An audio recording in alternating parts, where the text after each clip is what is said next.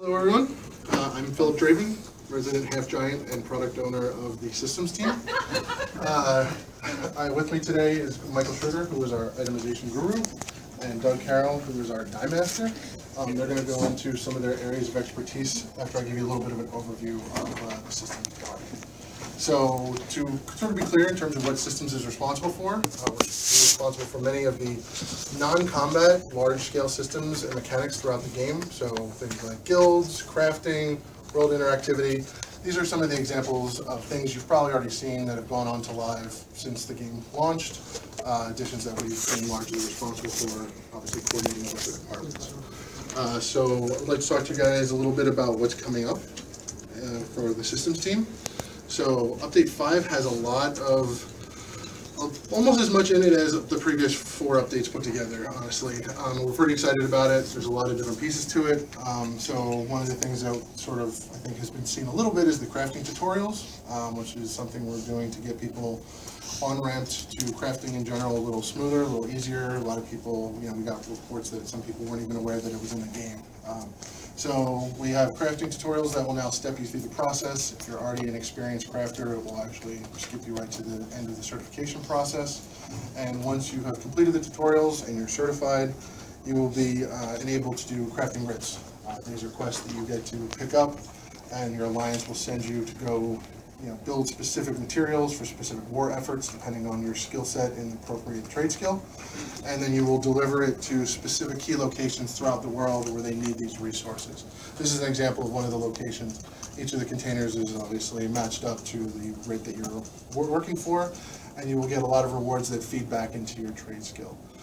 We didn't want to just give you only basic materials, so one of the, as a reward, so in addition to a good chunk of inspiration, which is a way to progress your crafting disciplines without having to trade back and forth with other players or just go out and find materials, you can do these writs. And then a new thing that we added is something called survey reports. This is a thing you can get sometimes as a reward for doing these writs for most of the different trade skills.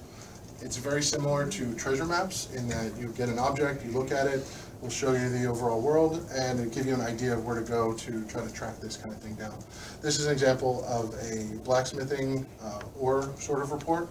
And then when you go to those locations, depending on what type of survey report you have, you will actually have a whole bunch of resources there to harvest that are all high yield versions of the normal nodes. So in this case, you'd actually get 2 rune stones from each of those different objects. Just for you, right? These are just for you. Nobody else can mess you up. And when you find that area and mine them out, the survey report will disappear and you're free and clear. You can have multiple of these. You can do these reports periodically or do the writs periodically, and they're pretty good rewards in terms of how much material they give you for your crafting discipline. Next up is dungeon scaling, something that we've been long requested. So if you notice in the LFG, instead of being locked out once you're outside of that narrow window, once the content of the dungeon has been opened based on your level, it will always be available to you moving forward through all the levels. This just shows the non-veteran versions, but this will actually extend into veteran rank, so you can continue to even go up with these dungeons after that. Looking at that graphic, would you be allowed to have a group larger than 4 to do fungal grotto or something? No, it's still going to be a group of 4. However, you can go at any level instead of just at level 15. You have a group at 40 and you never did fungal grotto. You can all go and the mobs will be scaled to you, the rewards will be scaled to you. And in addition to that, we're also going to have dungeon pledges, which are similar to the crafting writs, in that these are quests that you can do specifically that will send you to different dungeons depending on when you pick it up. You will all get the same pledge to go to the same dungeon. This is an example of what we're calling an undaunted enclave, which is a location that you can go to pick up these quests and then to return. And you can kind of see in there's some treasure chests. These chests are special chests that every time you run one of the daily pledges, you get different keys for bronze, silver, or gold. And you'll get your bronze, silver, or gold key depending on how effectively you did the pledge. So if you did the optional steps, if it's a veteran pledge, then you will get higher tier chests. And the higher tier chests have higher tier possible rewards. I think itemization might be going into some of the rewards, but they're pretty cool. They include new item sets and potentially like monster integrated objects, which they'll talk about a little bit more later. Yeah. I just had a quick question about Sure. the last slide, actually. Sure. Scaling? Oh, sorry, this is too back. Yeah.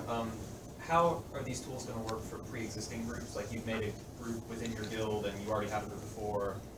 Do you have to go through like an LFG tool still, or is it like a separate window? It will all be integrated with this. So if you have a partial group and you need, you're waiting for a tank or whatever, you form up your group, you can look for the fourth, and you can queue up for any of these locations. Right, but if you already have 4 people and you want to scale your dungeon? I want to say that you can just jump into this, but I am not 100%. I would have to double check with the engineer responsible for that part, but I want to say yes. Will it only be 49 or will it be veteran? It will include veteran ranks as well. They're broken into 2 different tiers, dungeon and veteran dungeons, but once you've unlocked them and you go to veteran dungeons, it will also scale up into veteran ranks. So moving forward, at the dungeon pledges, we're also adding a 9 trait item set. So as you know with crafting, as you research more and more objects, you get more and more item sets that you can unlock. Mike will be going a little bit more into detail with this, but this is what you'll be able to make once you've researched all 9 traits in a particular item. And then we're also adding Dwemer, which is something that has been long desired and we've wanted to get it for a long time, where you'll actually be able to craft Dwemer equipment. Again, Michael will go into more of the specifics there, but I just want to give you guys kind of an overview. As you can see, Update 5 has a lot going on.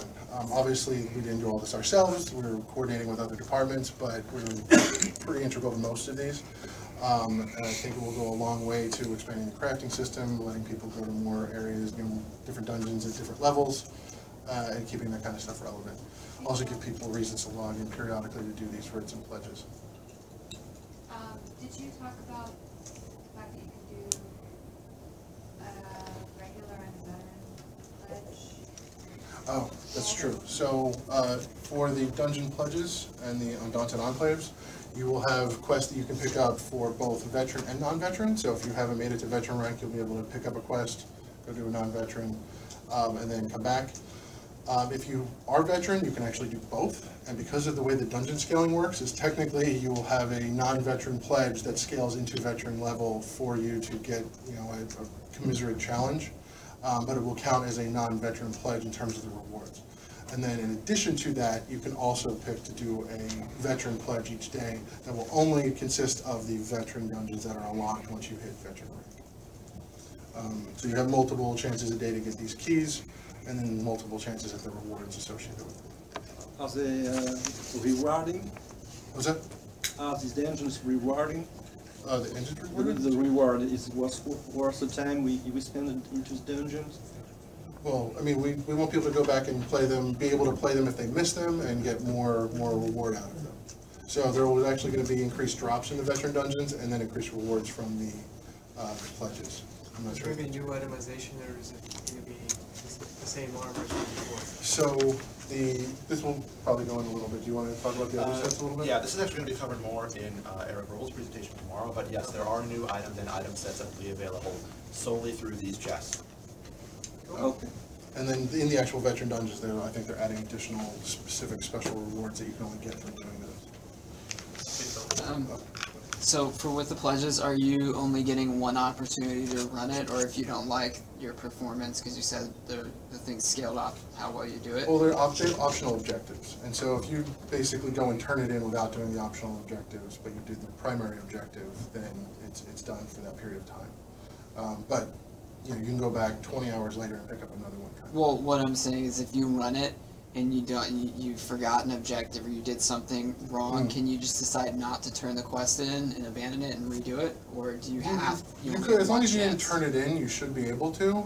But it probably wouldn't be worth it in terms of, you'll still get a key for completing it even without the optional steps. It just won't be as high a tier key, and so you'll have lesser of a chance of getting certain rewards. So the key is automatically given regardless? You'll get a key every time you finish a pledge, as opposed to the survey reports, which are a chance every time you do the daily runs, or the crafting runs. Do you have any examples of the optional? So for the non-veteran dungeons, the standard, if you get a bronze key, the standard pledge will be to go and kill the 3 main bosses in the dungeon. But in order to get the silver key, you will have to go and kill all the optional bosses in the dungeon as well, which most people often do anyway. And then for the veteran tier, you'll still sort of start at silver And then the optional steps, rather than killing mini bosses, might be a hard mode sort of challenge to do it in a certain amount of time or with a few number of deaths or whatnot in order to complete it and get the gold key. So, moving forward, after Glimmer, we've got all of our stuff here, which is our summary of Update 5. Looking a little bit further ahead, we have some things that are coming soon. We're not able to commit to some of these yet. New crafting style Zivkin, which you may know as Imperial Daedric. These are some examples. I don't know how dark that's showing up on the projector, but you will be able to craft that in the future. Sure, Zivkin. I'll let him take notes. Yeah. We were calling it, I believe it was mentioned before. Yeah, Zivkin. I believe it was previously known as Imperial Daedric, and they've renamed it to Zivkin. It's way cooler. Yeah. This will be associated with the Imperial City, which you guys will probably hear more about tomorrow. So those are the different tiers that you'll be able to make. In addition, things that we also are aggressively working on right now include the provisioning revamp, which we have talked a little bit about publicly. The notion there is we're going to go through and convert the existing system, including all the ingredients, all the recipes, and convert it to something that works better with the actual objects that are in game. So as opposed to getting drippings when you click on a crate, you will actually go click on a bag of flour and get flour. You click to see a banana, you click on a banana. I believe Mike will be going over that a little bit more as well, and as will Doug. We're also adding new crafted item sets, but we're not really ready to go into too many specifics on those yet. Beyond that, looking a little bit future past soon, we have a few other things that we're looking at and working on and really excited about that we wanted to talk to you guys about. Collections is one of the first things. This will actually be a... Oh, sorry guys, that's all I get to say. The notion with collections is that we're going to be able to offload some of the items from your inventory that are a little bit of a pain to manage, like vanity pets, which we've been excited about for a while, and we're trying to get it in with this. Potentially, it may also include things like mounts, other various collectibles, costumes. All of these things we're hoping to either immediately or over time, as we grow the system, offload from your inventory, so they won't be physical items clogging up your inventory anymore. Date for that, or? We don't have any specific time on that. It is. I need my inventory empty. I totally understand. We're looking at a lot of different things. Part of the provisioning revamp will actually be scaling back the number of total ingredients. Right now, there's something like 110 different ingredients or something with the provisioning system. We're going to be scaling it down to 50 while keeping the same diversity in recipes and actually expanding on it. So it'll be much clearer and less cluttery, which will be really, really nice. You want to stop for a few and Sure. take some questions while we get this out? Sure. Your picture was too much. I know, it just can't handle it. Sure. Regarding the dungeon scaling system, Yeah. I'm sure you have your reasons why you've done it this way, but have you thought about making players scale to the dungeon and not the dungeon to the players? Because when I'm 40, I still have to find 3 other people who are 40 and want to go with me to Fungal Grotto, which is a level 17 dungeon. And I think this could be even harder. And I still cannot help lower level guild members who are level 17 when I'm veteran rank 14. I can't go with them there. It's useless. It's stupid for them. And if I'm level 50 or 40 or whatever, and I take a level 17 player with me, it's either scaled to him, then I'm killing everything instantly, or it's scaled to me and he is useless, because he is not hitting anything. So have you ever thought about scaling players to the dungeon? It was definitely something that we talked about when we were developing the dungeon scaling system. It was sort of, there were a number of reasons why we decided to go with this approach. One, we wanted to introduce dungeons over time, and so they were being unlocked, and if we had it scale in either direction without limits, we would kind of lose that scale, the tiered introduction. We've also seen limits to the player scaling in regards to Cyrodiil, where some of the things don't scale exactly the way that we would like, and so when we translate that into PvP, it becomes a little bit more challenging. We're hoping that with the LFG system expanded and that all of these options keep opening up, combined with some other back-end improvements to the LFG system, which will allow groups to be made more efficiently in the background, that you will actually be able to find a group at your level much more easily than you previously could. As you mentioned, technically you can go with a lower level friend and burn through the dungeon and have them complete the quest, which is helping them, but you are not going to get anything necessarily yourself. And it's boring for you. What's that? It's boring for them. It's potentially boring for them because they're not the right level, but theoretically now with the improvements, they should be able to get a group at their actual level or within a reasonable range of their level in order to go do it the normal way. So it's probably a scaling problem. Yeah. And so that ended up being the approach we went with. Now, like everything else, as it goes in and we look at the player feedback and we see how well it's coming across, we will potentially reevaluate, we can change where some of these boundaries are, we can change how some of the mechanics work. So, should I presume and then take questions, or how do you guys want to proceed here? I'll just keep going and we'll have plenty of questions. So much stuff. Yeah, there's a lot, just take notes and then we'll have plenty of time after we burn through to just, dive into everything. Do you want to go back one slide and start with collections again? Yeah, this is the first slide. Okay. So this is a mock-up. Everything here is completely subject to change. There's no commitment here whatsoever. It may not even include these categories or look anything like this, but this is one of our early mock-ups in the UI for how this type of system will work. So instead of going your inventory, finding your vanity pad or throwing it in the bank or doing whatever, same thing with costumes or whatnot, you'll actually go into your own separate UI element and select which thing you want. The notion is that you'd be able to cast your vanity pad or bring your vanity pad out directly from this interface, so there wouldn't even be any additional pieces. Being able to quick slot it is also something we're discussing. This is also something extensible, so we'll be able to add additional categories over time. If we decide that we want to add other types, we can absolutely do that, but this is the stuff that we're looking at initially and making sure that we can grow it over time. This is a little bit more of a detail from the overview into a specific, so you can see which ones are there, things that you haven't collected yet, you can actually mouse over and get a hint, a tooltip to sort of guide you to how to get that particular object, if we have that exposed to you. So this should help a lot with a lot of inventory stuff. It should help a lot with making these things more available and accessible to you. We're really excited about getting this. These pets are not in my inventory. That's correct. Not in your inventory, right in here instead. So the inventory is cleaned out.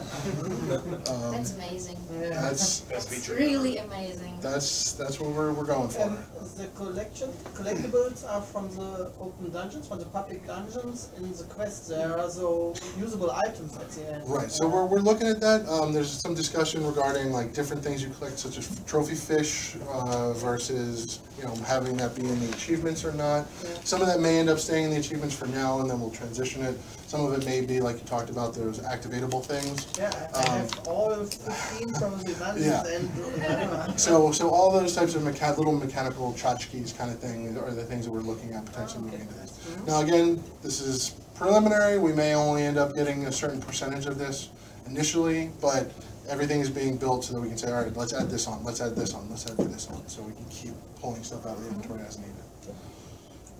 So moving a little bit forward from there, we're also looking for glass armor and weapons, which is something we've long wanted to get into the game. I've got a couple of concept pieces to kind of share with you guys here. The bottom slide, or the bottom half of the screen, is showing how it sort of breaks down in terms of tinting and how it's, the detail of how it's constructed. And that's the way your dyes are applied as well. Yeah. So is that a crafting style or is that a quality of item?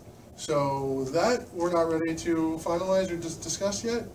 So we want to make sure that we don't add this as something completely trivial where it's another tier of void stone and you get it and then you surpass it and then it's gone. So we're looking at a lot of different ways to make sure that it continues to stay relevant or stay an option for you. Whether that's some type of modified style or something entirely different. These are all different things that we need to discuss, finalize, prototype, playtest, and everything else before we review it. So we also have some glass weapons here, which I think look really, really great. And so, like I said, we want to make sure these aren't like one-offs that you get and then you upgrade and forget about. But how that happens is to be determined. And then moving past that, and I don't have any additional pretty images for the remaining objects, but things that I know you guys are interested in just as much as we are, that we've been looking at, you know, planning for, things like spell crafting, poison making, mount raising, jewelry crafting. Big things that we want to get in, things that, you know, we want to make sure we get them right, make sure they integrate with all the existing systems well, and make sure that they're as rewarding as all the other systems in the game. Some of these take, you know, time to get in, some of them require specific resources, some of them, you know, it's a trade-off depending on what other things we're trying to work on at any given time. I know we're very eager to get all these in, just like you guys, but some of these will take a little while. But they're absolutely on the radar, absolutely stuff that we're looking at. And that's sort of my overview of the systems department at the current time. I'm going to hand this over to Michael to go into some detail on some of the things that I've kind of briefly touched on, so you guys can get a little more detailed view on that. All right. Hi folks, I'm Mike Schroeder. I'm the items guy for Elder Scrolls Online. And one of the first things I want to talk about is the provisioner revamp, which is something I'm pretty excited for. It is coming soon, TM. And it ties in with the world interactivity efforts that we've got. Doug Carroll's going to go into this a little bit more, but we do want to have you touch a banana and you get a banana. And we want to have the provisioner revamp use all of those new one-off items that you'll be getting, so apples, bananas, flour sacks. We're going to be reducing the number of ingredient items by 50%. So we're going to be drastically reducing the strain on your inventory for trying to be a provisioner. There will be no more alliance-specific ingredients or recipes. So you don't have to worry about, oh, I'm standing in the Eldmeri Dominion, but I want the ingredients for Daggerfall Covenant recipes. That concept will no longer exist. And the recipes will drop based on the zone you're standing in, not on your level. So if you go back to your home alliance's first zone, you'll be able to get very low-level provisioner recipes. In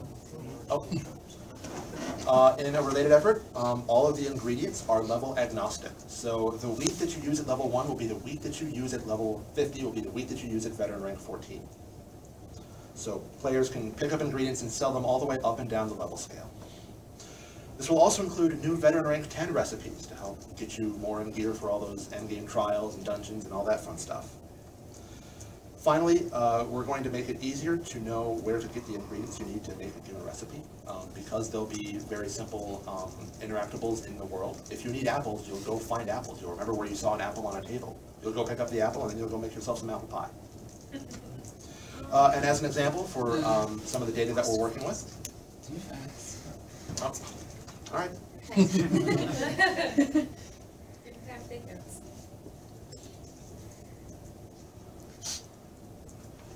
Except for that guy, you're done with your notes. You're ready to take a nap. I'm more of an active person, mind like a steel. I'm not much for crafting. But I do have ideas for making. You're kind of like the Gordon Ramsay of things. You're kitchen nightmaring it. Today I am. A lot of the times I'm also dealing with the more durable goods, the blacksmithing, woodworking, clothier, and I'll get into the new 9-trade item set after this. Am I free to go on? Yep. So to give an example of some of the data that we're working with, on the left-hand side we have all of the ingredients that will be in the new provisioner revamp. This is it. These are all of the ingredients a provisioner will have to worry about, period. We've also got them categorized so that if you want to make a dish that improves health, you need some kind of meat. You'll need a recipe that uses meat. If you want to use a magicka food, you'll need some fruit. Or stamina food uses vegetables. And similarly with the drinks. Drink items will not be one-to-one in the world, but they will be coming from very specific sources. So if you want a health drink, you'll go to a barrel and you'll get an ingredient that's used to make alcohol. If you want a magicka drink, you'll get tea ingredients from closed sacks. In both food and drink, you'll use additives to introduce more variety to the recipes. The way we have it set up right now, every recipe has a unique combination of ingredients. So if fish and cheese make a dish, you will not use fish and cheese together in some other dish unless there's something else involved. And as an example of some of the names that our lore master has come up with for all the food and drink, this is a selection of drinks from, I want to say about level 40, but I forget exactly where. And we've still got the green recipes, blue recipes, purple recipes. When we do this trade over, none of your recipes will disappear. You will still know all of the recipes you did before, although their ingredients and names will change. And they will all stay the same quality that they have right now. Green recipes will be green, blue recipes blue, purple recipes purple. A couple of recipes, specifically a couple of purple recipes, will go up in level, but no recipe will go down in level. And those are in a very few cases, like I think less than a dozen recipes overall will be changing their levels. Please note that drinking alcohol improves your health. It just does. Well, have you guys met the Undaunted? It absolutely does. There's a reason why those guys are alive. Next up, we have the Dwemer item style, which we're introducing in Update 5. So that's coming up next. This style, unlike the other styles which are released solely as a book, is also coming in chapters. So if you read a chapter, you will learn how to make Dwemer axes, but you won't have learned how to make Dwemer pants, or Dwemer shoes, or Dwemer swords. The book, however, will teach you all of the Dwemer things, just like the books for any other racial style. Dwemer requires the maximum passive rank to learn. You must be a blacksmithing, woodworker, clothier rank 9 to actually learn Dwemer. The style chapters and books will come from Dwemer urns and other Dwemer objects in Dwemer ruins. So if you want Dwemer stuff, you have to go to where the Dwemer are. Similarly, the raw materials that you need to make Dwemer items will come from Dwemer enemies. So if you want the Dwemer raw material, go kill Dwemer spiders. Now, the material that you get from those Dwemer spiders at all must be refined. So you'll get Dwemer scraps, and then you have to go and refine that at any equipment crafting table, at the blacksmithing anvil, at the clothier bench, at the woodworker bench, into a Dwemer frame. And that's the item that is actually consumed to make a Dwemer piece of equipment. Now, this scheme is a little bit different from how we've released racial styles in the past, so we're going to be paying attention to your feedback, both on PTS and on live, to see if this is how we should release item styles in the future. If people love it, we'll do more of it. If people hate it, we won't. So just to give a quick shot of what this kind of looks like in-game, we have the different Dwemer chapters here. I've got a selection of Chapter 11, which is Dwemer shields, Chapter 1, which is Dwemer axes, and Chapter 7, which is the gloves, and then also the book itself. Oh, yes? Can we combine the chapters in Google? No, they are separate items. Mike, could you talk a bit about the thought process behind the economic Sure. Side of this? So when the game first started, everybody enjoyed trading the racial style motifs around. Like, I've got Khajiit, you've got Dunmer, let's trade, let's sell them. And people still do this trade for some of the higher end styles, for Daedric or for Imperial, but the blue racial styles have lost some of that mystique. So what we're hoping to do with this is to recapture some of that, to reintroduce more trading, more economic play. And because the chapters they will take up 14 items if you have all of them on you at once, which you probably won't, but if you did. We have the books out there, which are rare. They are rarer than the chapters by a long margin. But if you buy one of those off of a guild store, or if you happen to find one in a Dwemer dungeon, you're set. So you can skip the trading aspect if you really, really want to.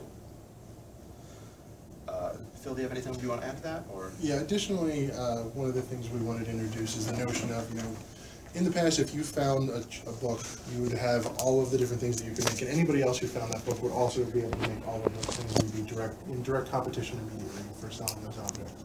With something like this, if I find Dwemer axes and nobody else in my guild has found axes, but somebody else in my guild has found gloves, somebody else in a competing guild has found shields, I still have a market niche that I can then sell and corner at least for a certain amount of time.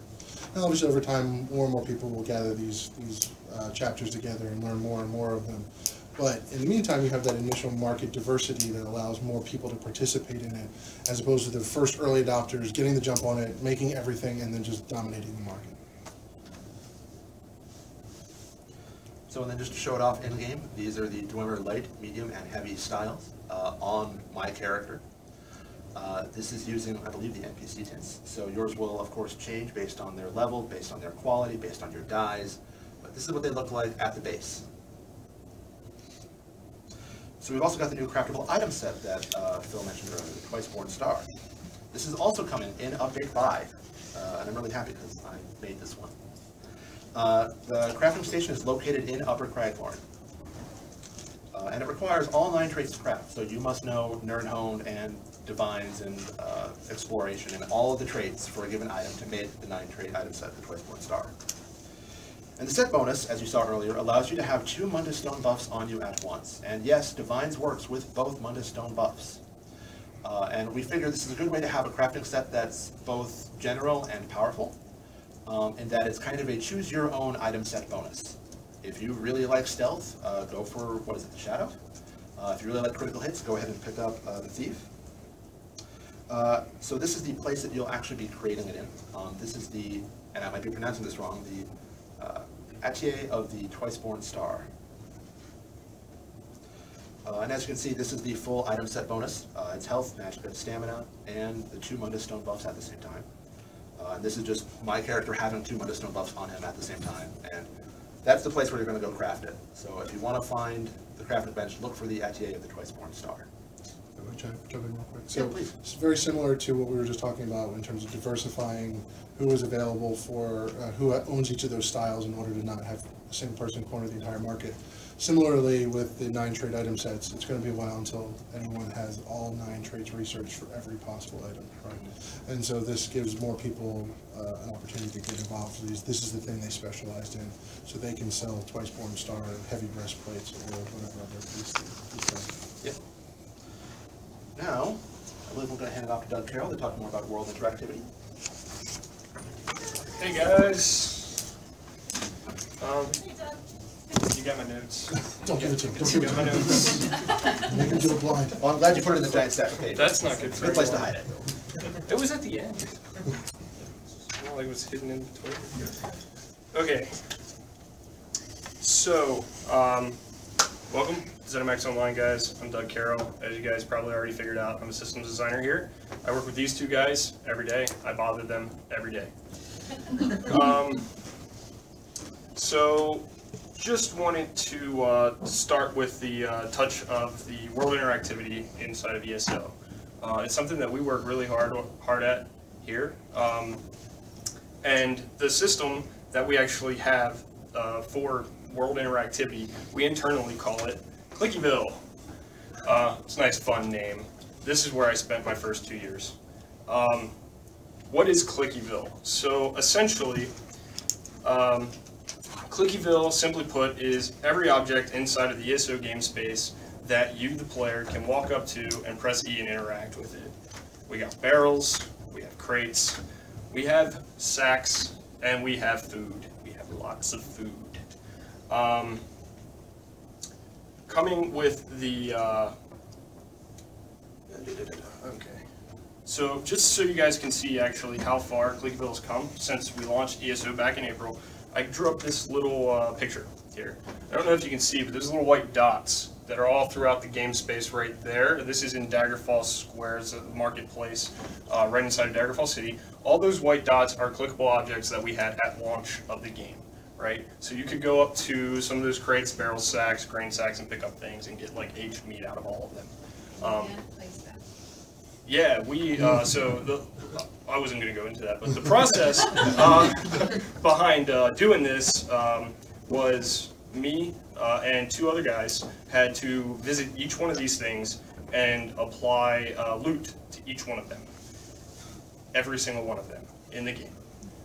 It was painful, but we got it done. I hope he gets paid well. Every time you click on an interactable object in the game, Yeah, please, just my face on that crate. My soul is embedded into this stuff. And that's when people unsubscribe. So, with Update 2, they let me do something a little crazy that we had been trying to do for a very long time. And it was constantly being put on the back burner because of other things that we were working on at the time. But we got around to it finally, and that is all the weapons and armor in the game. This was like a huge boon to the world interactivity in the game. Like, you literally cannot walk 10 feet now without seeing something that you can interact with or touch, or unless you're in the wilderness. But if you're in a town, chances are if you turn left or right, you're going to get an interact prompt. When we started the game, we had 120 clickable fixtures. Those are the assets in the world, like crates, barrels, wardrobes, cabinets, things like that, clicky things. After this update, we have now on the live server over 1,200. So there are 1,200 clickable things in the world that you can actually walk up to, pick it up, and have an item in your inventory. Now, that's pretty cool and all, but we didn't want to stop there. So I was like, hey Phil, how cool would it be if that thing you picked up looked like the thing that you got, as opposed to a thing that was of your item level? And he was like, prototype it, see what it looks like. And we did, and that's why now every piece of gear, weapon, or armor that you pick up looks like the exact same thing that you got.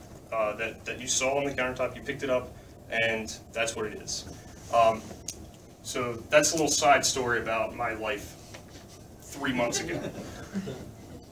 And going forward, with the provisioning revamp, we're actually going to continue to add to this system.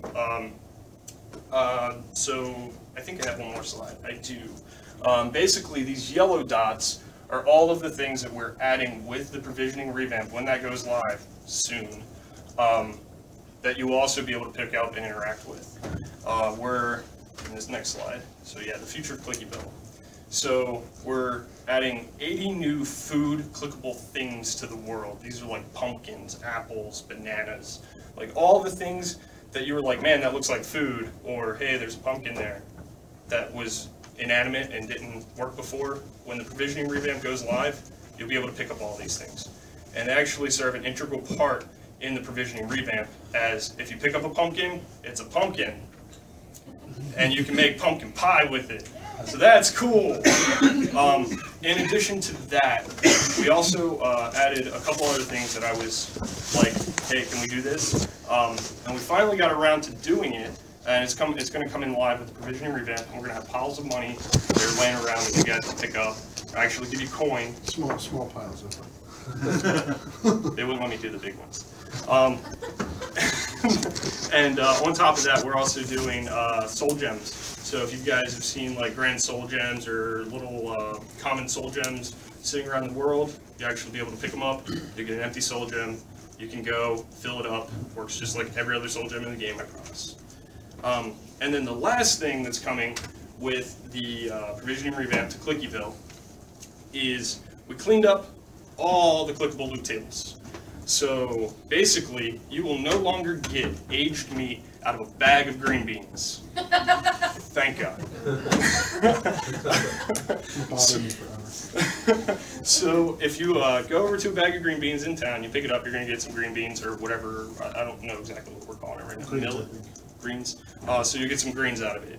You go pick up a piece of steak, you're going to get a piece of meat, a piece of beef that can be used in the provisioning revamp. You're going to get, I think we have multiple different types of meat.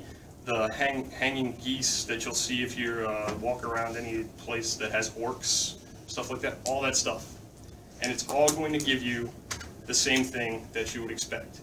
Grapes will no longer give pepper.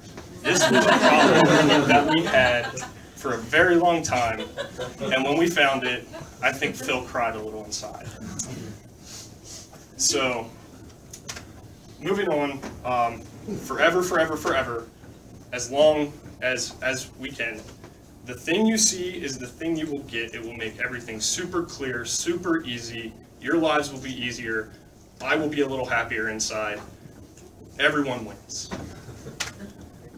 And now dies.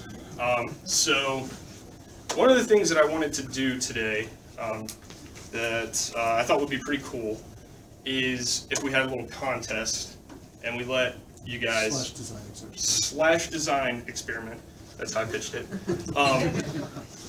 to actually name a die that's going to go in the game in a future update.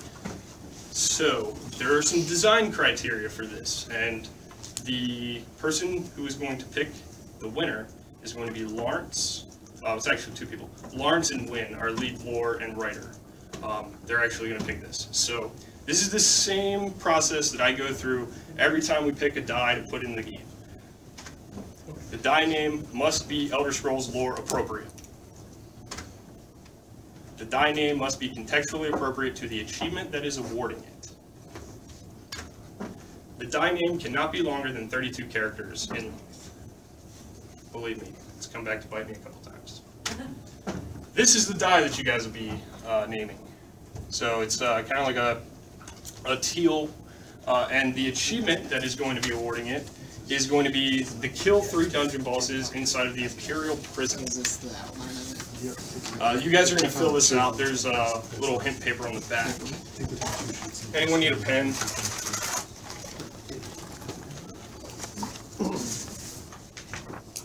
Oh, 2 different sheets. Boxes of sleeping.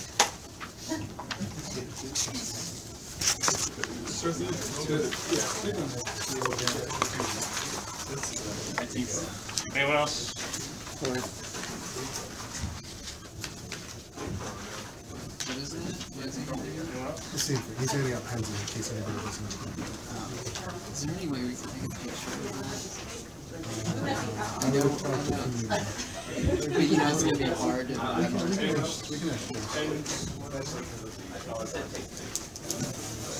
Hey, Jess? What red? We have a question regarding taking a picture of that dye color on the screen. Is that? I'll take a pen. Can we take a picture of that dye color just to better remember it? Like, if you guys wanna post that later, I would say let us get you a good quality shot. If you just want it for your own reference, great. Yeah, this is something we're gonna do internal here right now with you guys. Right now, And get yeah. that- We have to do it right now. We're doing Right it right now. now as part of this. We're putting your guys' design. We're doing it live. Test for the next one. Just for some clarification, before you were saying 80 items, you mean 80 categories of items, right? No, 80 so it would actually end up being like, say, thousands of items in the world. So it's 80 clickable fixture. You're talking about the food, right? Right. Yeah, so it's going to be 80 clickable fixture foods. So And those are individual fixtures that we place instances of them throughout the world. Right. So like a categorization, so like Yeah. all bananas and All bananas, right, all okay. pumpkins, all Can we apples. turn off the lights real quick? But they're not, that color does not look as Like good that. on there. I mean, we can just have them walk up here. Now, will the apple thing extend to apple trees? Is that better? Apple baskets, but not necessarily apple. Semi-colored blindfold. It's teal. But how do you know it's color? It's like a teal. I mean, yeah, it doesn't look as It's good a, up it's there. a blue-green. It looks kind of aqua to me. And the color doesn't have a name yet, that's kind of why we're here. So have you given the blurb on If you want to go the? see So that. I don't actually have the blurb. Give a copy. You know what I mean? Like, if I say. But it's like a teal. Now I can see. So, a couple things outside of the design criteria. I'm not even going to try to name this first guy that's on the achievement because I will fail horribly. But you'd have to kill the Flesh Sculptor, the Flesh Abomination, the Lord Warden, the die rarity. So you guys know how the die UI has uncommon, common, and rare. This is going to be a rare die that's going to launch with that content. And you guys can read over the Imperial Prison overview. That gives you a pretty decent summary of the piece of content that this is actually going to be linked to. And then what you're going to do is you're going to write your die name on the suggested die line, the die name that you would want to give it. And then you're also going to write your in-game character name on the line below it. And we're going to do something cool. It is a secret, but you. Jeremy Sarah doesn't want me to tell because he wants to show it tomorrow. It has something to do with your skin color, turning a certain color. It's a secret. No, it's I'm kidding. Yes. The name we should create, is it for Oh my God, no. the color green or for the color gray? That is green. Like it's a teal, like a green. Oh, okay. Can you give some examples of die names and how we name them? So, Like yeah. Oh, See, I thought of that. good. But yeah, so basically, we have a couple of dies that are listed here that are some of my favorites. We have Slaughterfish Flesh Pink, which is obtained via the Master Fisher achievement that you get for catching all the rare fish in the game. We have Ophidian Jade, which is unlocked via the Sanctum Ophidia Completed achievement, which is completing the Trial of the Serpent in Cragmorn Region 3. We also have Lycanthropy Gray, which you get for obtaining the skill rank mastery of the werewolf. we have Ethereal Blue, which is unlocked via the Tamriel Sky Shard Hunter. It looks kind of like Luke Skywalker's lightsaber. Pretty cool color. It looks like the Sky Shard. That's how we came up with that name. We have Epic Violet. Epic is a quality of item in our game. It's purple, so violet and epic makes sense.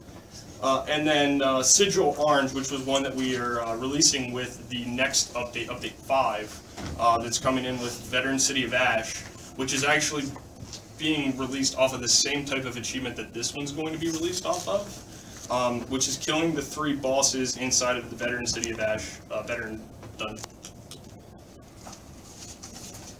So yeah, when you guys have those finished, just let us know. And well, we can collect them at the end, and they can. Yeah. That's what I said. When you have. So, I think that concludes our presentation. Is that correct? Yeah, that's it, man. I'm just gonna leave that up there, and so they can take a look at it. Okay. Phil, I feel like you need a large beard. A large beard. I feel it's missing you with your stature. I think it would be very fitting. Frost giant thing, Yeah. half giant. Nice. I'll consider it. Can we request that to be added to ZeniMax? Maybe next Guild Summit, I'll grow one out. I don't know if we actually have the bandwidth to give you a beard. That's true. We'll have to get on the back. I'll start an online petition. Yeah, we'd have to schedule that At least out. like a quarter. We have a question. Oh, yeah, no, My fault. Is it beard related? Or? It is not beard related, but I can pivot the question to incorporate beards. If that's, all good. About the die system, one thing that seems to be kind of a current gap that some folks were frustrated with recently in my experience was sort of more vibrant reds, yellows, oranges. I mean, like you've got a color up on the screen and your die's, you know, image on this slide, but there's no color that's even close to that in game. Are those kind of vibrant tones something that you're considering for the future? I mean, obviously the game has a more muted palette, and that color palette is important, but there's like a great variety of blues and greens, but it seems like once you get away from that spectrum, not so much. Yeah, so that's, I mean, that's the color palette of the game. That's the way that the art direction has kind of veered on it. This is largely, so we're responsible for the system in terms of the framework, in terms of how it mechanically works, right? Yeah. This is something that we would then coordinate with art with and say, all right, what fits in our palette? What can we have players apply? Sure. So they did a lot of experimentation with this. Yeah, and what I can say is that some of these dyes, some of the colors, are actual colors that NPCs are wearing within the game. So like, I forget exactly which dye it is, but I do know that the dye that you get for completing Wayrest, or I'm sorry, not Wayrest, Stormhaven, is the same color purple that King Emmerich has on his robes. So we do try to, so I work really closely with one of the figure art guys every time we pick out these dyes, and we're like, where is it used in the game? And we try to actually take colors out of the game, or out of that piece of content that you're playing, and make them the color that you get.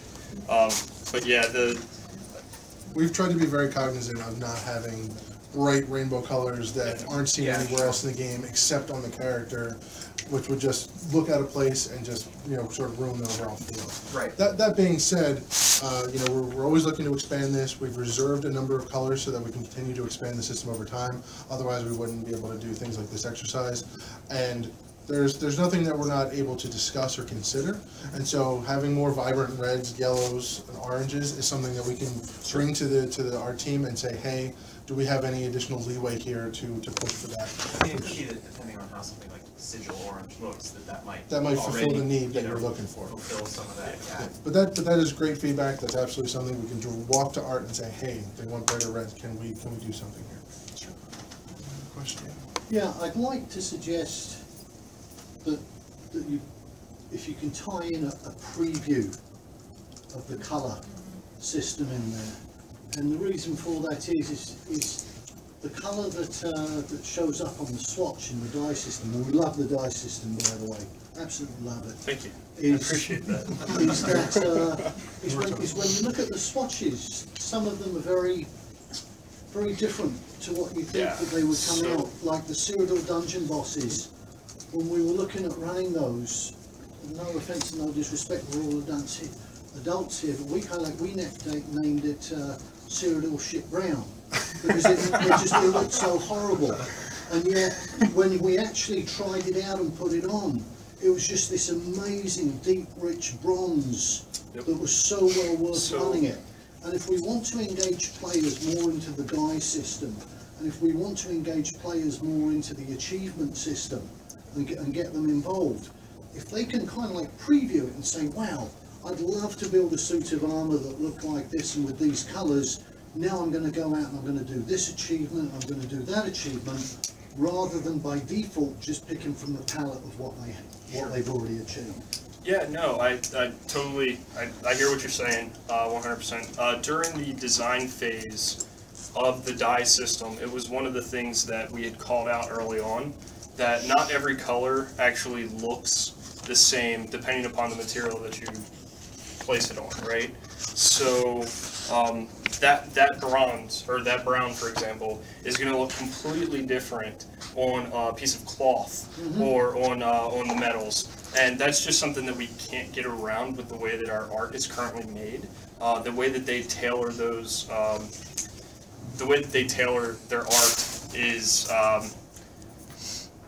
we can't say, all right, take the material off, because that's what it is. We pre-bake our armors with certain materials, and it's when that material has that color on it, it reacts a certain way. Yeah, we want that die to look different based on whether it's saturated into a cloth material or painted onto an armor material. Exactly, and actually, I like that fact. I like the fact that kind of like, you know, a blue might look different on heavy armor, or whether it's the primary, secondary, or third color chosen. But we just want to preview it. Preview is definitely something we talked about. It's on the backlog.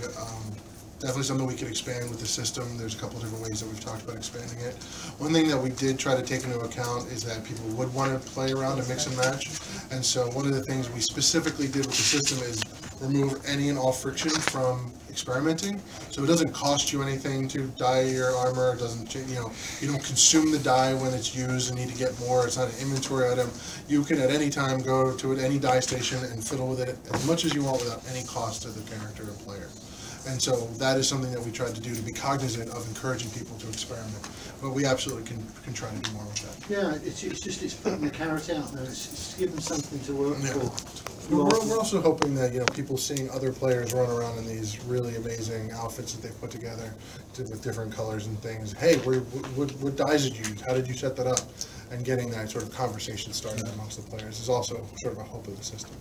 But you would like a way to preview like a locked die. It's not a block. Yeah, it would be a locked die, and it would just say, like right now, when you click on a die, you can click on it and see what achievement you just wouldn't be able to apply it. Exactly. I just want the step to be able to see what it would look like, and people would be able to say, oh wow, you know, now it's worthwhile for me to go and grind through 500, you know, dungeon bosses or something like that. Whereas that's not something that they might have kind of like said, oh geez, you know, I'm not going to do 500 dungeon bosses just for an achievement, because they don't know what the carrot is at the end, or they might think it's a. I agree with you. Yeah, an unattractive preview before like it's unlocked specifically. Yep. I think part of this was actually had nothing to do with that originally, but part of what he said, I think a wardrobe system in general would just cover that issue regardless. Then you could see different outfits and different colors on different outfits. But one thing, I'm going to beat a dead horse here, so I apologize. Please. Necklaces and rings. Okay. I'm sure you guys hear about that constantly, that you need a way to kind of work with that system somehow. And then the other thing is costumes. More costumes and the ability to craft costumes. You know, I don't want to have to run back through to a level 1 area to get like a Sea Viper costume that I've already got 15 times that I should be able to maybe deconstruct and add as a recipe to my crafting. Absolutely. So a couple things specifically. So the jewelry crafting is something that was called out as something that we're looking at in the future. It will potentially be rolled into either an existing craft trade skill or a new trade skill. It will allow players to actually handcraft their jewelry exactly the way that they want.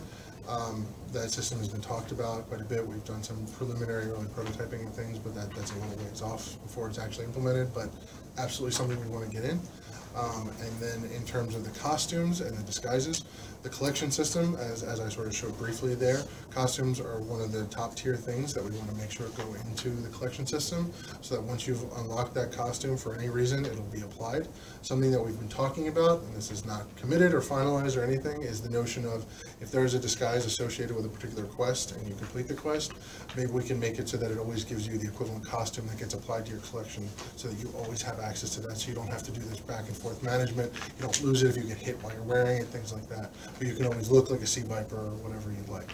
And that will also take that burden off the inventory. Because I'm always poorly dressed in the game, so I wear a lot of costumes. There you go. One comment on the costume is some adjust your character size, specifically the goblin costume. Mhm. If you apply that, your radius is smaller, so you actually don't get hit by AoE that an orc would get hit by. Oh, that's an interesting piece of it. That's We've something to bring up we've with addressed you. this in feedback, but I don't know how far it's gotten. Yeah. But that one changes your model size. That's definitely something we can bring up to gameplay. Yeah, well, it's to both horse to both gameplay and AVA to make sure that they're aware of it. I suspect they are, but that's absolutely something that we can tweak and identify and correct. I think at the moment there's the problem that there are so much colors to earn, and you can only wear some of them. Right. So the problem is that you choose yourself which colors you like, and there's no achievement for collecting all of the colors. So no, you have not the intention to collect more or all of the colors than the favorite ones. Right. So some of that was deliberate. The achievement system is what unlocks the dies. We didn't want it to necessarily be recursive in that you get achievements to unlock dies and you get dies to unlock achievements, which might be a little counterintuitive. We also tried to set it up so that different playstyles would unlock different dies, but not identical dies. So if I only do PvE, or if I only do PvP, or if I only do group dungeons, or if I only do crafting, exploration, other, you would eventually unlock colors of, you'd eventually unlock each different general type category of color. Like I'd get a couple greens, I'd get a couple blues. But if there was a very specific type of a specific tint that you'd want, you'd have to go explore a different type of gameplay to sort of put that like passive pressure to go, experience other parts of the game. All of that being said, if somebody wants to look a very specific way and they unlock those specific colors and they make their character look that way, we're kind of happy with that. Like if they're happy with that, we're happy with that. We don't want them to feel like, oh, well, that's going to run out, or it's not going to be applicable, or they can't keep it, and make them go do other stuff that they might not be necessarily invested in.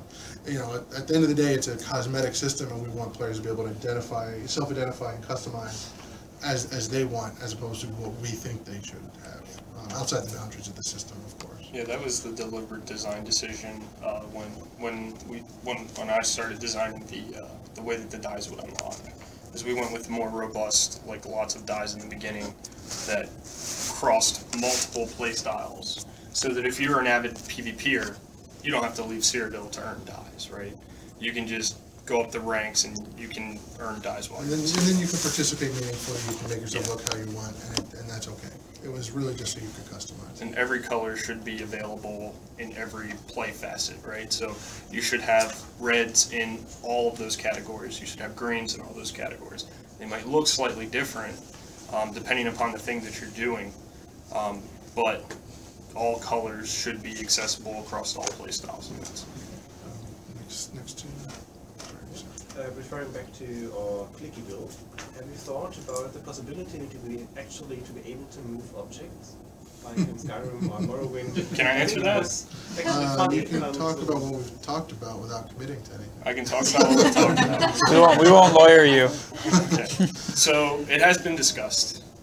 We have talked about it. There's no commitment to anything. We can be a little more specific. At a very high I thought level, that was a good answer. That was a perfect answer. Legal team approved.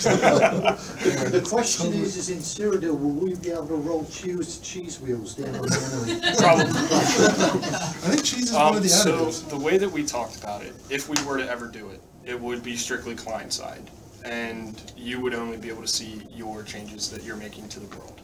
So if you were to knock a cheese wheel onto the ground, you would see the cheese wheel on the ground, but the player that's standing beside you wouldn't see that cheese wheel on the ground, they'd see it on the table. The cheese wheel is sort of a misleading one because that would probably be something we want you to be able to take and get cheese for. At a very high level, you can kind of see the initiative that we've been taking globally, where we started off with some world interactivity, and we just keep layering on more and more and more and more. That's not something that ends with the provisioning revamp. We want to continue to identify. Maybe one day you can pick up that broom and wield it as I have plans. As a thing. I have lots of plans. Pick up that bucket and put it on your head. That kind of stuff. Like those are things that have been talked about long term. Additionally, present to make the world feel more interactive. Even I believe in the tutorial when you first start your character, you can actually go up and interact with the cages. All the skulls, the cages, the Iron Maidens, those were all put in specifically for main quest 1. Right, and so for the tutorial, there actually are some examples of things like this, where I go and click on the Iron Maiden, and then the door opens. And you see the skeleton like hanging up. Right. It doesn't do anything. It's purely cosmetic, but it makes the world feel more alive, more dynamic, and you're more participating in it. Absolutely stuff we want to keep doing. Don't have any firm commitments beyond the food system that we're adding, but we're not done. Our goal is to eventually make the world as dynamic as mechanically possible. Stay tuned. Continue to go down the line here. First question. I don't know if it has already been stated out in the forums, but when will we be able to dye shields? Can I talk about that one? Kinda. Don't commit to anything. Just don't commit to anything. Coming soon. Yes, maybe. I don't know. We absolutely want to do. Basically, we have talked about it a lot. We heard your feedback. We know it's out there. It is something that we want to do. It's just a matter of priorities and how they line up, right? So that's pretty much where we're at with it right now. But we do know that it is something that people want. Yeah, initially when developing the system, we wanted to focus on the armor and the armor identification, and we left the weapons out of it entirely, which included shields at the time. Now that we've evaluated it, we've gotten feedback, we've seen how it sort of would impact things. We're leaning much closer to enabling it for shields in the future at some point, but it's non-trivial to just turn it on because the UI needs to be updated, the backend needs to be updated, and everything needs to be completely tested. So definitely something we'd like to do. It's just not as high a priority as some other things right now. Any chance of getting a die trader in Cyrodiil? Die trader? Or the die station. The die station. So there should be 3 of them. Yes, Yeah, there's one at each gate. So there's 2 gates for each alliance in Cyrodiil, and there's 1 die station for each alliance. It's at the. They're all located where the other crafting tables are. Okay, so if so you go to the south. gate with the crafting tables, there's die stations there. No, I've never found it, so. It's just on the outside of it. Are you AD? Is it because No, haven't heard. are there no map pins? I for- haven't seen it. No. Oh, that you in Ebonheart? Yeah. It's at the south gate, like you know the crafting house that's on the left. Yeah. How it has like those 2 doors, and you can come in this way and come out this way. And the bank's like over here. It's like behind this, like on this wall right here. Okay. It's like kind of hidden on the wall. Yeah. If they're, I'll look into We see can if double there's check, a- make sure they're marked correctly, and we can also add more if it comes out. I know Cyrodiil's a pretty big place, right? Yeah, so I have a question that sort of spans a little bit what you guys are working on. It's a little bit drifting into itemizations, so maybe you can just approach it from your angle. Yeah, we may be able to talk about it. So in terms of using interactable objects within the world, crafting, other things like that, right now there's not really a lot of what someone might call lottery drops in ESO. Like you just do something enough and then every once in a while you'll get really lucky and get something and there'll be this huge like moment of exuberance. And so the sort of like the Nernhone crafting materials right now in Craglorn are kind of like that, where people are going crazy about like mine all the void stones so I can get my Nernhone traits and stuff. So that's like one thing that kind of springs to mind. There's the collectibles in the achievement sense that are very rare drops, but if you're looking to expand on vanity pets, expand on costumes, expand on mounts, what are your thoughts about sort of very rare world drops that don't have like a necessarily strictly established way that you get them? So in general, we want aspirational objects. We want things that people have to work towards. We want things that people have to, that have high value in the game. It's funny that you bring up the Nernhome thing. We've actually gotten feedback that it's actually a little bit of a frustration point because of how rare it is. Don't keep it the way it is. Keep it rare. So we definitely want to keep things rare. We don't want to make things trivial to the point where, all right, everybody has an infinite amount of every different thing. You have an opportunity cost in terms of how you're going to spend your time and what you're going to acquire. That being said, there is a balance between I go out and spend 3 days doing nothing but harvesting and I get nothing and I have no control over it, it's completely random, versus maybe I have some agency over it.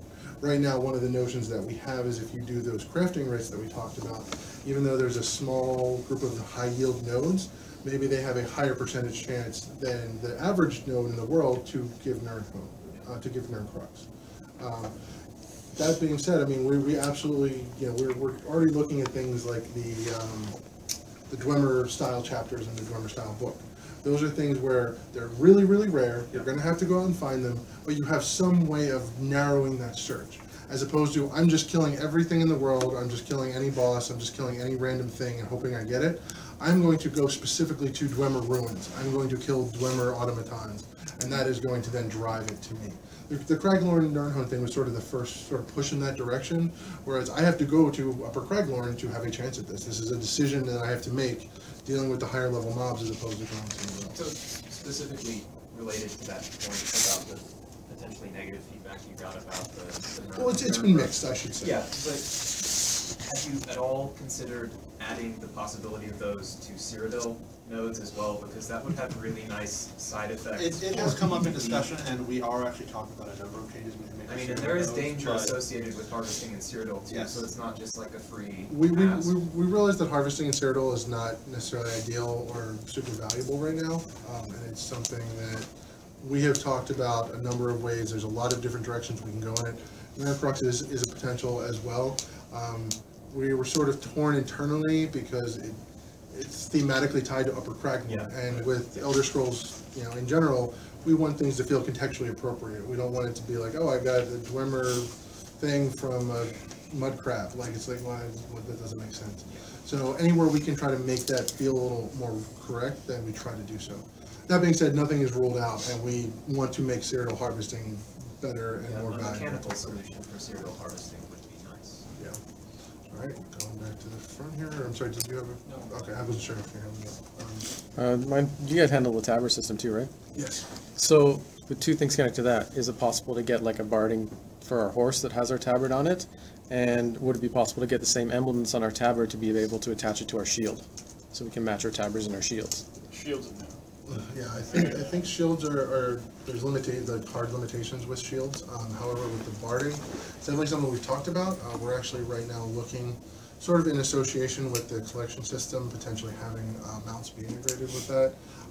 What the limitations are with our system, how dynamic we can make them, how varied we can make them, if we can have them modified piecemeal, which the system wasn't honestly originally made to be that modular, but we're looking at updating it so that it can be. If we do get that underlying tech, we absolutely can look at putting barding on that. We would like to be able to have that barding and that guild identification as widespread as possible. And it's something that there's a lot of things that we weren't able to get in that initial pass that we want to add to.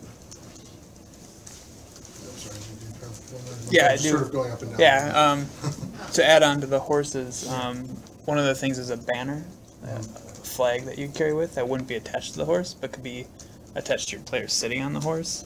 So like your player's holding it? Yeah, like you go into battle and you have a flag. I mean, they'd have to kind of get rid of that once you got off your horse, but right now your horse just disappears from underneath you, so I don't see that being a... Yeah, that one's not something that we have been experimenting with too much, because there's so many underlying pieces with the horses that we need to address first.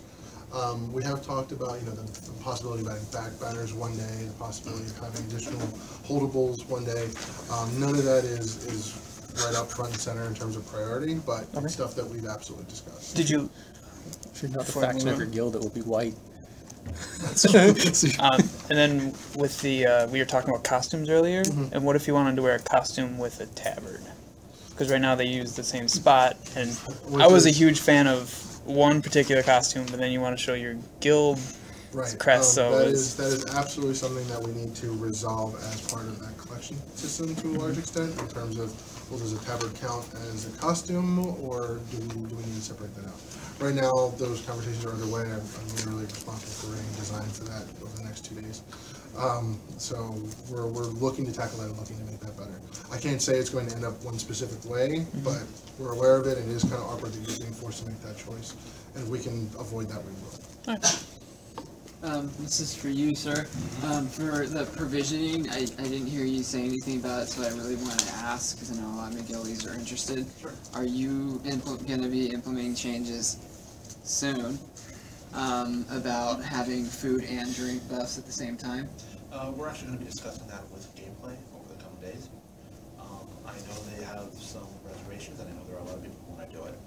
So it's currently technically feasible, but it's a question of whether or not it will be unbalancing, and that's not a call I get to make. Well, it's the thing, like if you ask any in-game PvE or anything, no one uses drinks. Absolutely no one.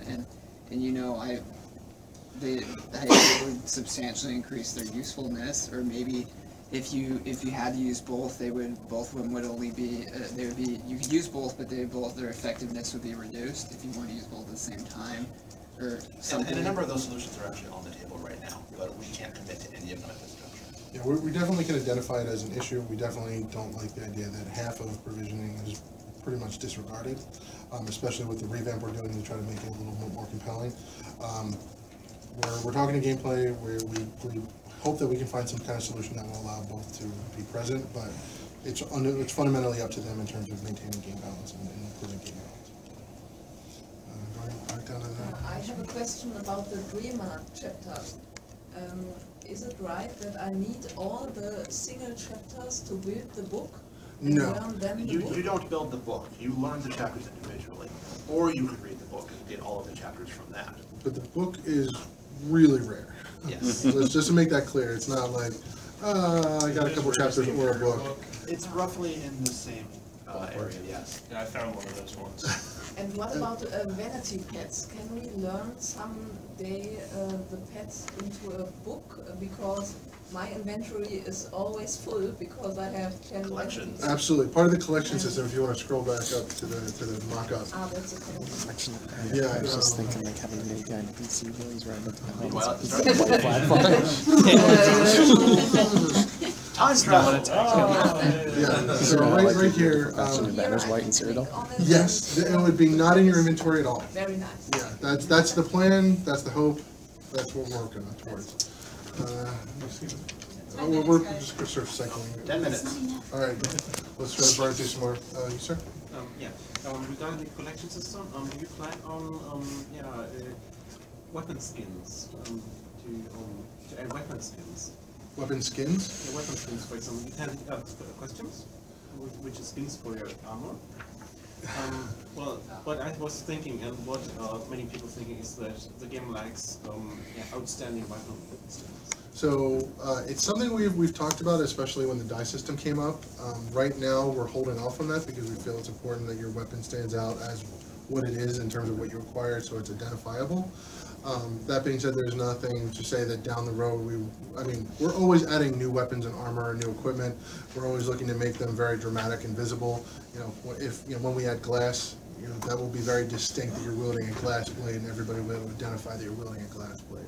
But in terms of making that glass blade look like something else, that's probably less likely. What's Oh, okay. Oh, we were just going down. Yeah, we were just going up and down the rows, but whatever you want to do. I guess we'll keep going. We'll try to burn through them kind of quickly. Okay, two questions. One question, the tabard for the armor. It's a problem. People don't see our guild logo because it's only on the breast and you're running and from behind there's nothing to see. And if I want to use a costume, I don't have my guild tabard on. Why did you do this with a cloak and have a cloak on the back? Or put the logo on the back of the tabard. Just made me think of something. And on the shield. So, Then. oh, on the shield, yeah, on the shield. Yeah, some of these are hard technical limitations in terms of applying it to, say, the shield. We're definitely looking at ways to be able to apply your guild logo to more places in general. Instead of, like, there was mention of horse barding, there was mention of, putting it on the back. There's a lot of different possibilities that we would like to expand that into. We are very pro, guild self-identification. The more ways possible, the better. We're definitely taking this feedback down. We know the players looking for it, we're looking for it, but we can use it to drive more prioritization to say, hey, maybe we can get this included. Okay, and the second one is with guild. If I have items sold in the auctioneer of my guild, I get a post. You sold it for 400 gold, but I don't know in which guild I sold it, and I don't know which item I sold. I sold an item for 400 gold, and that's very. We absolutely. If I have 4 trading guilds, which I must have with this auction system, then I don't get the feedback I need. Absolutely, that's something that I personally added to the backlog a while ago in terms of getting very more detailed, specific information when you sell something. It's not something from talking to the engineers, it's not a trivial matter to just pass that data through. So we'll actually have to have additional back-end support to do that. But it's an improvement. It's on the list. We want to do it. It's just a question. I hate to keep using the same phrase, but it's a matter of priorities versus other things that are taking those engineering and UI resources at any given time. I will ask all my last questions now. First, normally glass armor has the specific color for the glass, but nevertheless will it be dyeable. And in the recipes there was fish for cooking, but I don't guess, although I hope it is fish that I catch, or is it just fish that is laying around. And clicky wheel, click on chairs and sit on chairs. Okay, I'll do the first two and then you do the third one. All right. So we're talking about how we're going to handle dyeing and glass. One of the possibilities, nothing is finalized whatsoever, is that you would be dyeing the accent colors and not the actual physical material of the glass. So in this case, you would see the pieces that are actually straight up glass versus the people that are the piping that's metal. You would be able to dye the metal, but not necessarily the glass. That's one possibility. Another would be that we limit how much variance you can actually apply to the glass so that it looks like literally different colored glass, but not painted glass. So you're not sure what you are doing, and if you We're make the glass dyeable, Right. it would still look like glass. Right. It is a little bit That's a flat but it's still requirement. glass. We can't have it where you get glass and then you dye it and then it looks It'll like work every No, other. it should look like glass, but maybe like blue. It'll have the same texture. It'll work like leather armor does now. So if you have a piece of leather armor when it is dyed a like dark color, it doesn't change much, right? Like it still has that same dark sheen to it. I would assume that glass would work something like that, where when our artists make the material glass, it'll have certain properties that will carry over to the dye system when a dye is applied to it. Yeah, I think that is a pretty sound thing. We're still exploring it because if we prototype it and it looks awful, then obviously we're not going to do that. And because I'm still talking chairs, we've talked about it.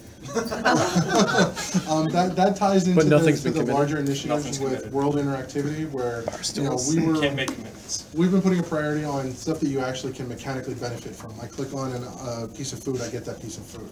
For things that are more cosmetic, like I click on an object and it moves the chair 2 feet, or I sit in the chair, those are things that are longer term goals, but they're Chairs are still tricky. present for interactivity. As a role player, I do benefit.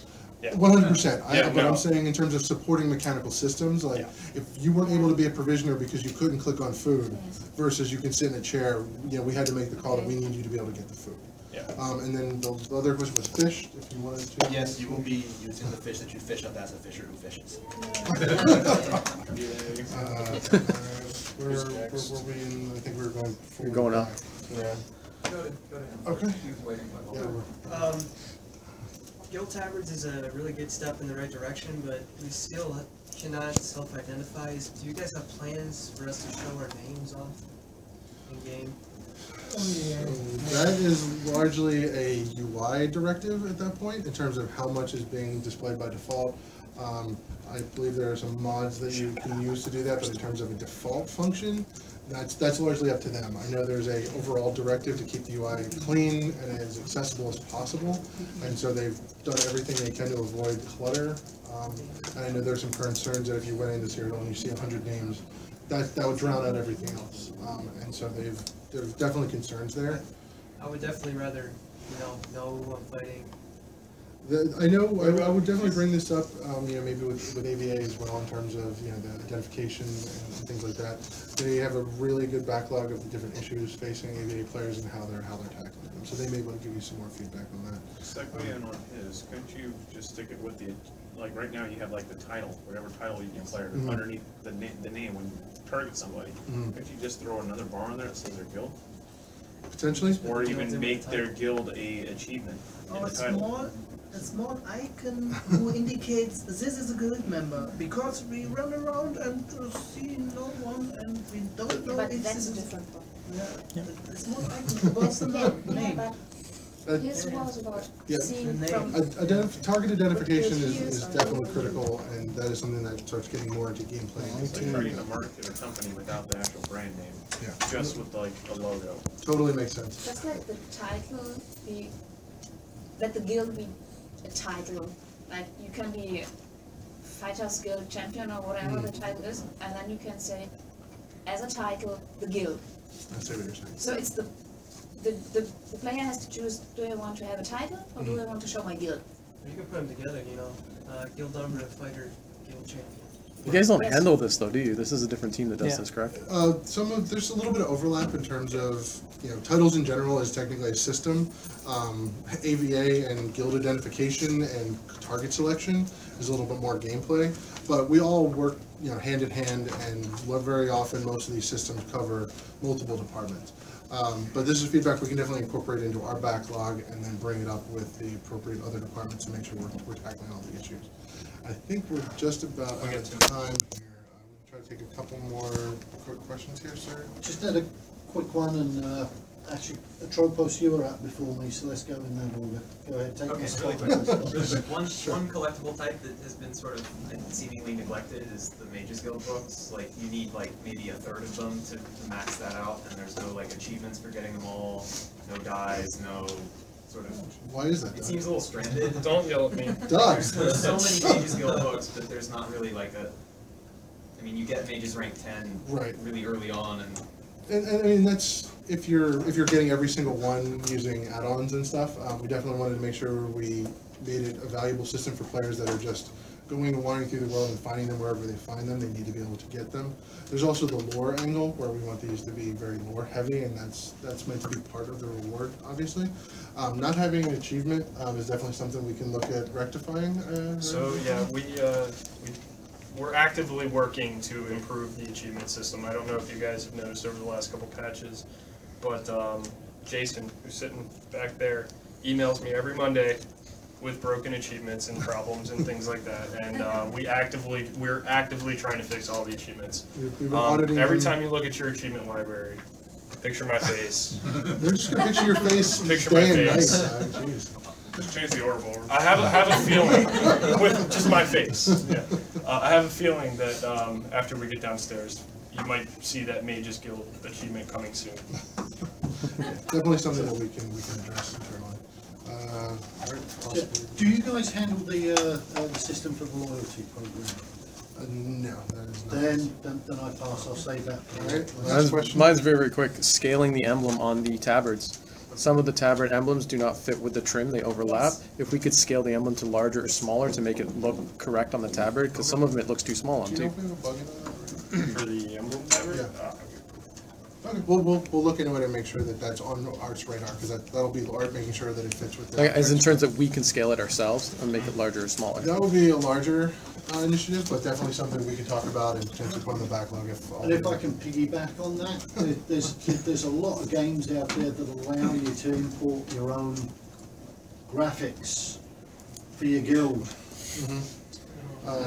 So this is going to be a bunch of nude girls on the front of the Sure, there'd be a lot of graphic symbols, but if you had a qualifier that you had to have, for example, 100 members in a guild or 50 members in a guild, and that you could submit it. I mean, it takes 5 seconds of looking at a GIF to see if it's a penis or if it's a legitimate, logo. It's something that has been brought up, but we would need the infrastructure to support it. And right now, we try to give a nice diversity in terms of the symbols and emblems available by default. Legal's having a heart attack right now. Yeah, there's so many logos out there. If they approve something,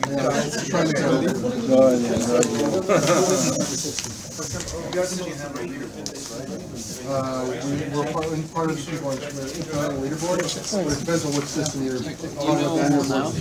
So if you're talking about the system or how it works with ratings, how it works with EVA or whatever. Like they did it in what was that one game? RHHS. Aeon had it originally too. It was one of the first ones to have it, and it was just a bunch of boobs. There was boobs everywhere, all through the game.